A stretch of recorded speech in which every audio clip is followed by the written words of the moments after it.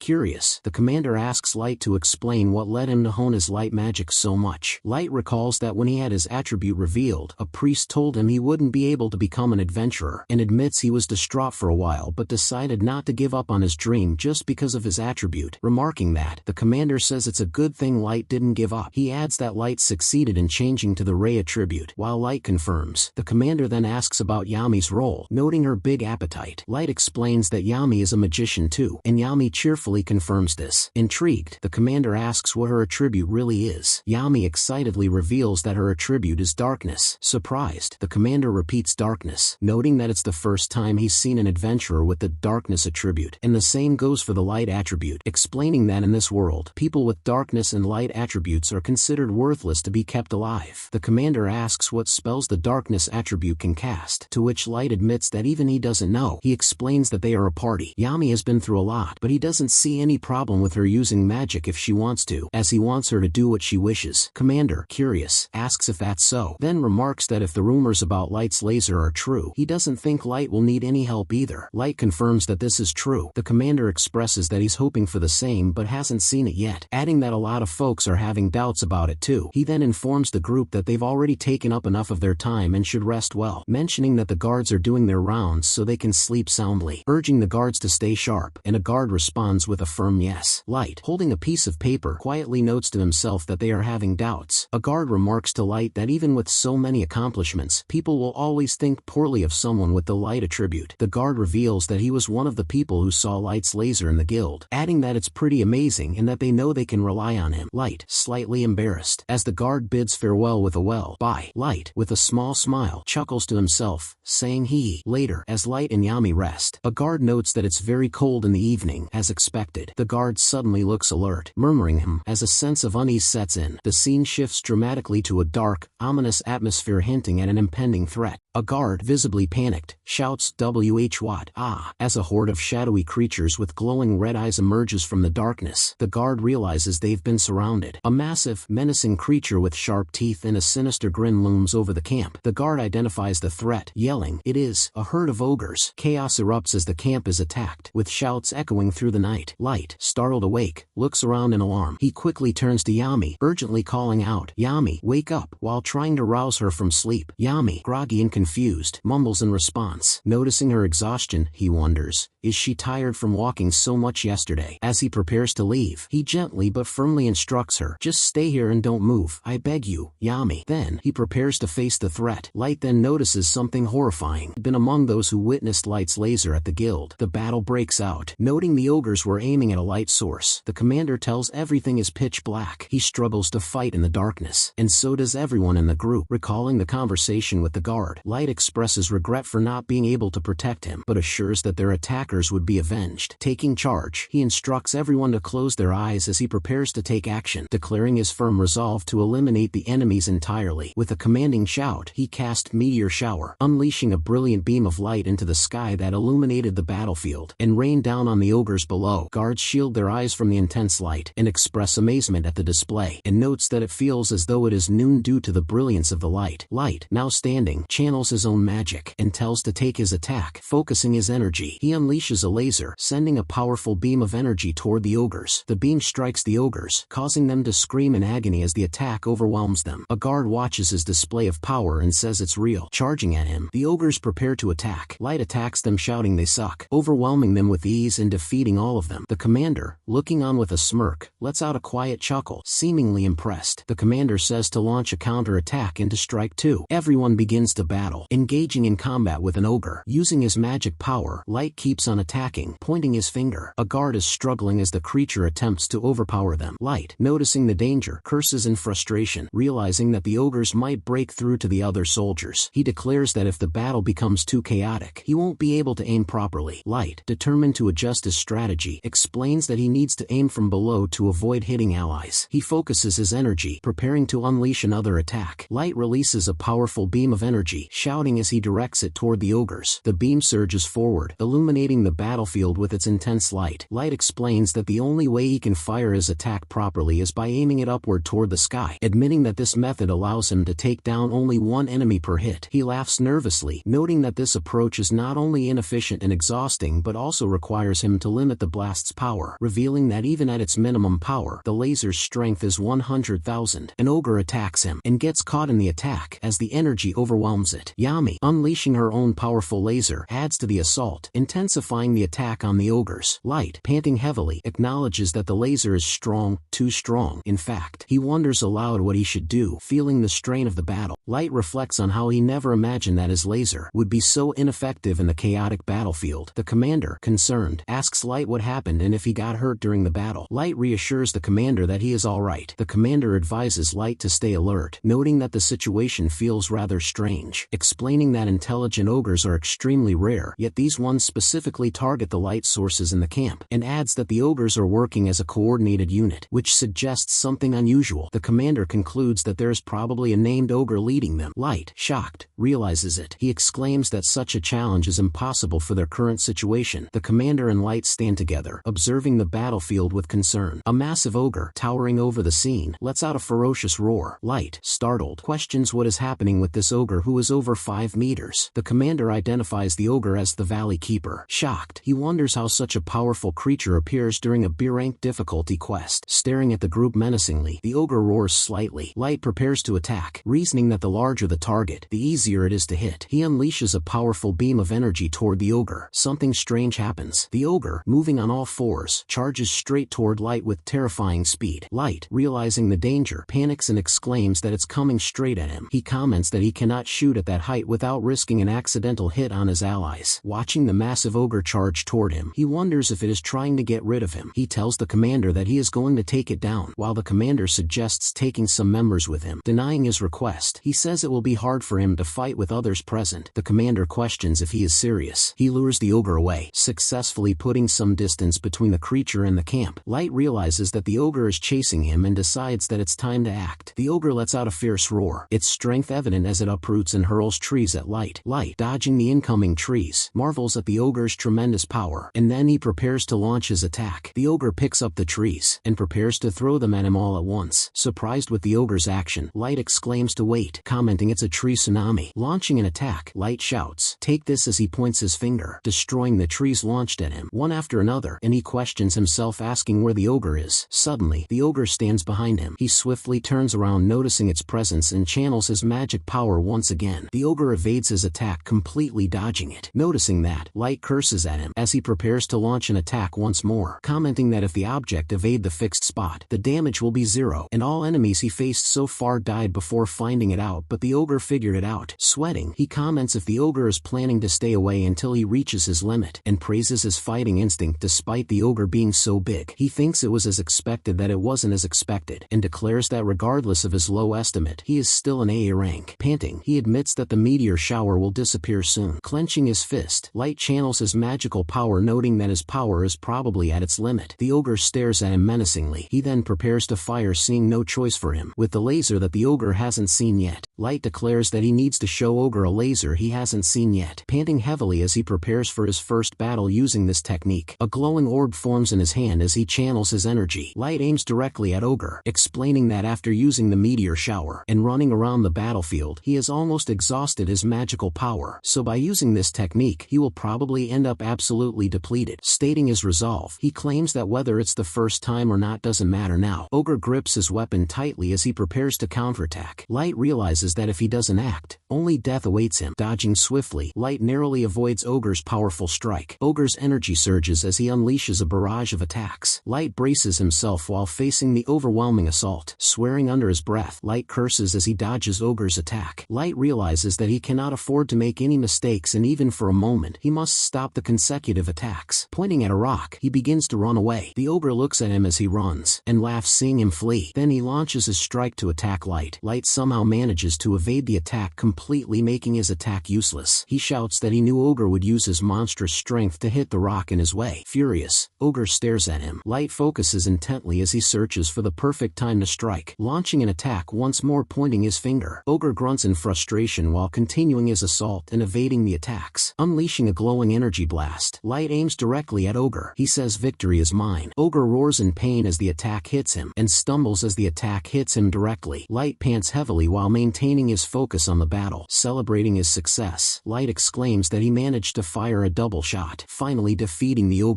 He pants heavily after being able to claim victory, and shouts that he is glad it all worked out well. Reflecting on an idea he had before leaving this quest, he tried to work on firing with his left hand before the quest. However, controlling the magic power in a non-dominant hand was hard. All in all, the firing odds were 50-50 and the odds of hitting the target was even lower. Light reflects that it's a good thing he tried firing with his left hand beforehand, and had he knew from the start there would be a named one, he would have fought differently. Noticing the surroundings, a party member observes that the others seem to have finished their fight. After the long battle, it's already dawn. The commander asks if Light is fine. Light assures the group that he's fine but mentions the heaviness of the captured Ogre. The commander instructs Light to put the Ogre in the wagon as named ones have bounty on their heads, and it's likely a keeper, despite the other Ogres vanishing. Then he thanks Light for his efforts. Reflecting on his title, Light recalls being called the Warrior of the Light. The commander notes that the Ogres have damaged a lot of the cargo and they'll need to gather and pack the cargo up again. Announcing his intentions, Light says he's going to see Yami. Light wonders if Yami is awake now. Calling out for Yami, Light searches for her. Light looks around the area where Yami should be. Realizing she's not there, Light panics as he notices Yami's absence. Looking around in confusion, Light appears desperate. He notes that even the blanket is cold, remembering when he called out to Yami, urging her to stay where she is and not move. Light pleads with Yami to come out. Growing increasingly worried, concerned, he asks the party members if they have seen a little girl around. The party member notes that it's difficult to keep up with the battle's aftermath and hasn't seen anyone like that. He looks more worried now. The commander asks Light if something is wrong, and realizes that the little girl wasn't there. He exclaims that he was gathering dead people's ID tags and taking a look. Light begins searching for her in hurry even before commander finishes talking, calling for Yami and urging her to answer him. The commander then tells everyone to prepare for departure while he decides to go with Light. Light begins running around begging for Yami to come out, admitting that he wouldn't have brought Yami if he knew this would happen. Light expresses his guilt for bringing Yami on the quest and putting her in danger. He recalls the time when he left her few times in lodge, and during those times, she'd just curl up in the corner of the room. Seeing her face made him realize the face of someone who thought the way he used to be. The commander calls out for Light. Light turns around and finds her robe lying on the ground. Holding the robe, the commander notes what it is doing in a place far from camp, and notes that there are no blood traces but only orc footprints. Light trembles as he sees the orc footprints, remembering her face, thinking she was kidnapped. He breaks down thinking about it. The commander tries to uplift Light, telling him they can follow west from here and reach the orc's den. Noting that the orcs preserve their prey first, Light decides to go to rescue Yami, shocking the commander. He tells him that he is going to the orc's den. The commander tries to calm Light, and says doing that will break the contract. Light refuses, insisting that he's going to find Yami and hand him some money, telling him to take the advance payment and return it to them. Calling out Light, the commander says, "Hey." Light turns back and tells him Yami is his partner. Handing over a potion, the commander urges him to take it since he's alone. Light looks confused while the commander throws a magic potion at him, and realizes as he catches it. He says thanks while addressing the commander. Drinking the magic potion, Light thinks that it helped him restore some of his magical power. He runs all while asking Yami to wait for him, remembering her awkward smile. Noticing a deep darkness, he senses something in the bottom of her eyes that he's used to seeing. The same look when he looks in the mirror, being ditched by the world and with no reason to stay alive. He reflects that she and him have both been through loneliness and despair, who has been through the same things as him and understands pain, vowing to save her at any cost. Declaring his determination, Light shouts that he won't be able to go on living without her. Light feels something strange as the report mentions the west. Looking around, he senses something. He senses the scent of dead bodies, while noticing human bones and rotting flesh. Wondering about the situation, Light questions if the orcs have scattered the bodies of the dead. Light realizes that Yami is not among the bodies. Light panics, thinking that even if Yami is not among them, he won't forgive it, and asks for forgiveness for not being able to bury them. Resolving to make up for his mistake, Light declares that he's going to destroy all the orcs, while noting that their flesh, bones, and blood are showing the way. Light urges Yami to wait for him, and shouts that he's on his way while rushing forward. Noticing the ominous surroundings, Light realizes that this is the place where the dead bodies are. While questioning if this is the orc's lair, an orc comes out from the den. Light watches him hiding behind the rock. An orc with glowing eyes begins to throw away all the bones. Seeing it, Light comments that it threw something away. Slowly, he begins to walk towards the place where the orc threw bones. Light discovers human body parts, including a soldier's arm. While feeling a chill run down his spine, Light panics, wondering if orcs have already eaten Yami. Remembering her face, Light tries to convince himself